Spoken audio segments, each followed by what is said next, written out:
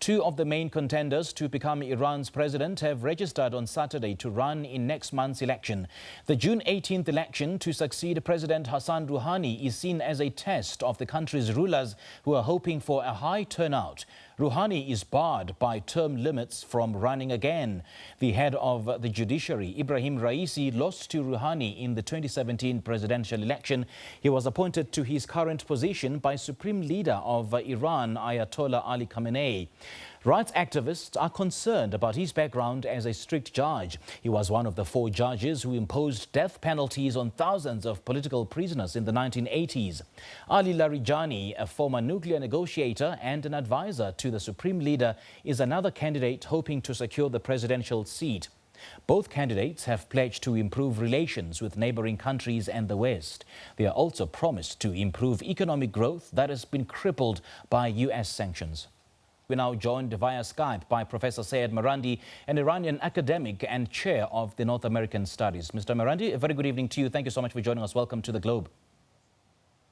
Thank you for having me. Let's talk about these front runners. What's the level of influence do they hold in Iranian politics?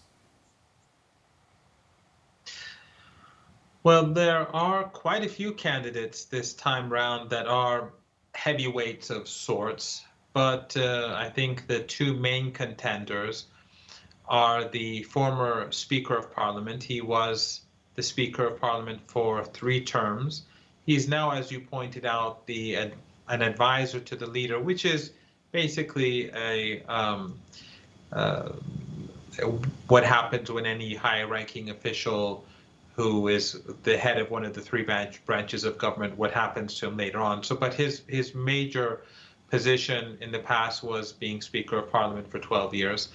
And the other is the current head of the judiciary, Mr. Raisi, who is one of the heads of the 3 branches of government. So these are the 2 main contenders, but there are other people who are going to be candidates, and I think a lot will depend on the debates. In the past, it was the debates that determined the fate of the election outcome, especially when there's going to be a new president. Because in Iran, the incumbent has an advantage, obviously.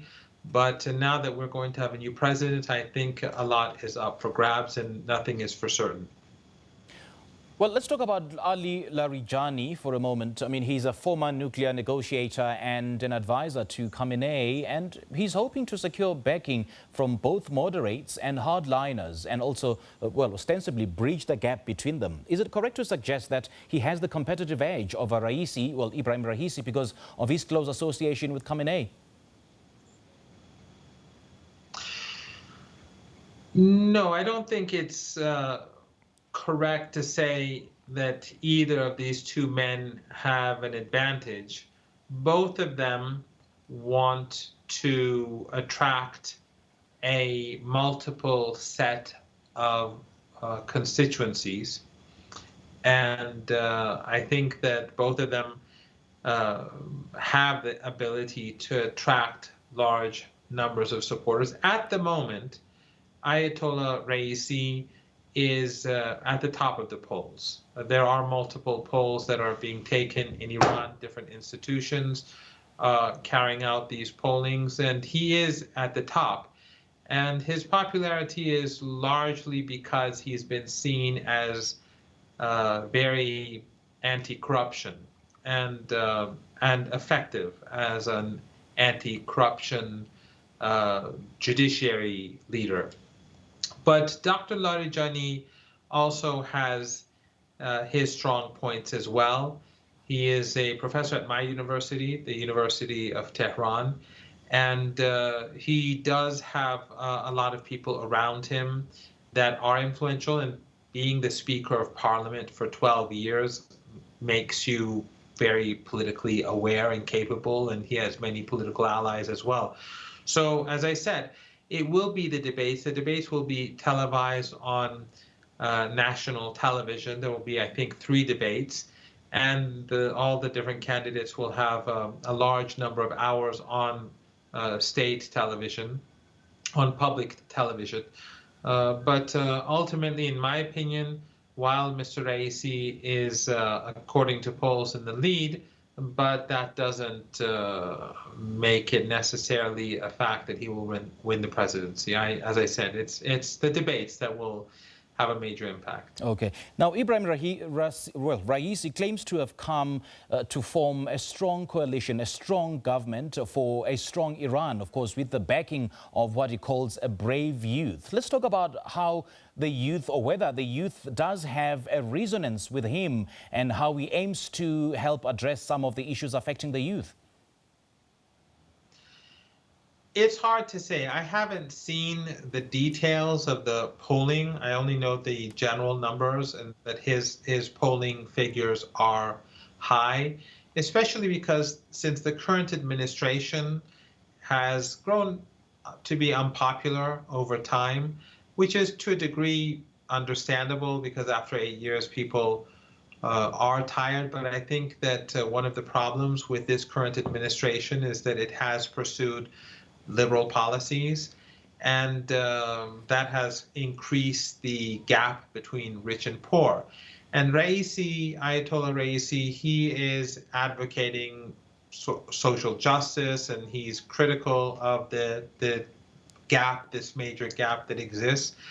And so I think that will probably resonate among the more disenfranchised in Iranian society, whether rich or poor.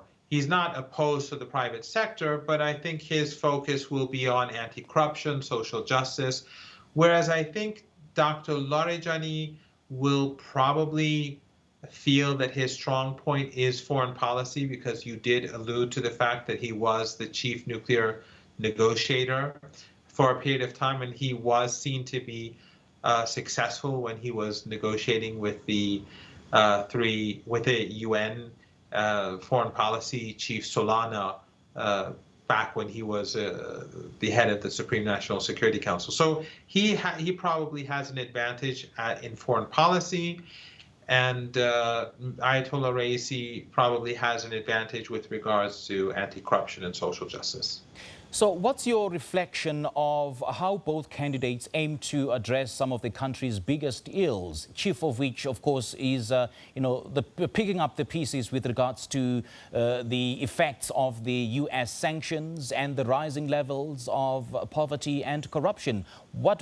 In as much as we still need to see the debate for the millions of Iranians to decide on who they're going to choose, but what are some of these issues that both candidates in particular are addressing? Well, that's a good point, and it's very difficult for me to answer in this short period of time. It doesn't mean, for example, that Dr. Larijani does not concern himself with social justice or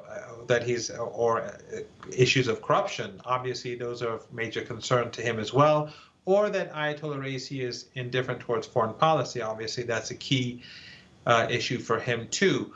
But since they are known for their own strong points, Mr. Raisi being anti-corruption, very vocal about social justice, obviously he will be viewed from that, let's say, perspective.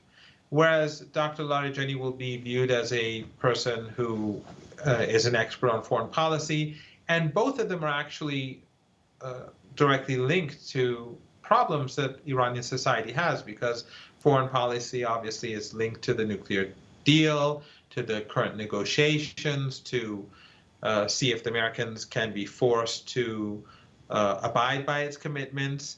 That is obviously linked to Iranian well-being, and vice versa. If Mr. Raisi too sees that social justice in Iran, for looking at it from his view, will strengthen Iran at the negotiating table. So both of them are focusing on they're both focusing on the problems, but I think each of them are trying to their supporters are taking advantage, will be taking advantage of their strong points to convince the public to support them. Of course, as I said, these are not the only two candidates. At the moment, these are the front runners. But it has happened in the past where people who are less known or who were considered to be,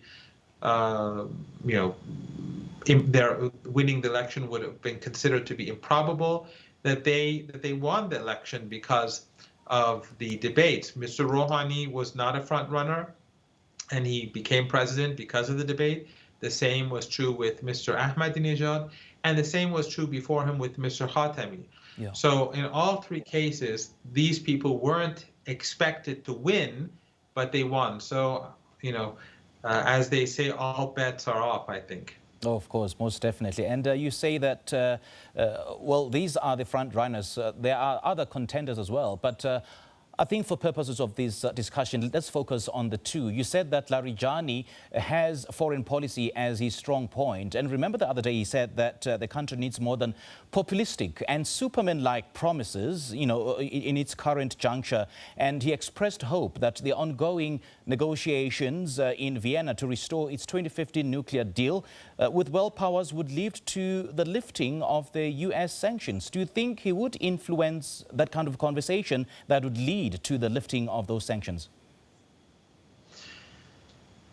Well, a lot depends on the United States. In fact, I would say everything depends on the United States, because the Iranians are willing to abide by their commitments. And that is something that the Iranians have been saying under the current administration. I don't think that Iran's position at the negotiating table with regards to the nuclear program will change with a new president. I don't think whether it's Dr. Larijani or Ayatollah Raisi that Iran's foreign policy will suddenly change overnight.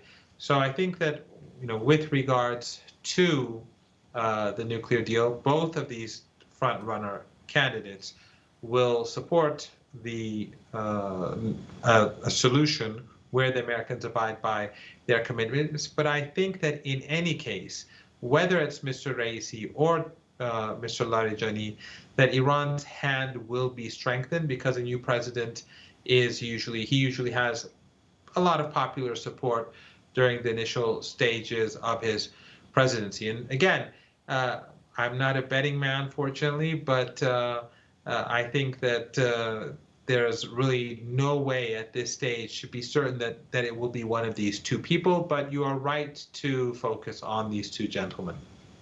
All right, Professor Marandi, we certainly, look forward to that debate that would, lead us to make a decision, perhaps, for the Iranians as to who is better served, better placed to take Iran forward. Thank you so much for your time. Thank you for having me. That was Professor Seyed Marandi, Iranian academic and chair of North American Studies.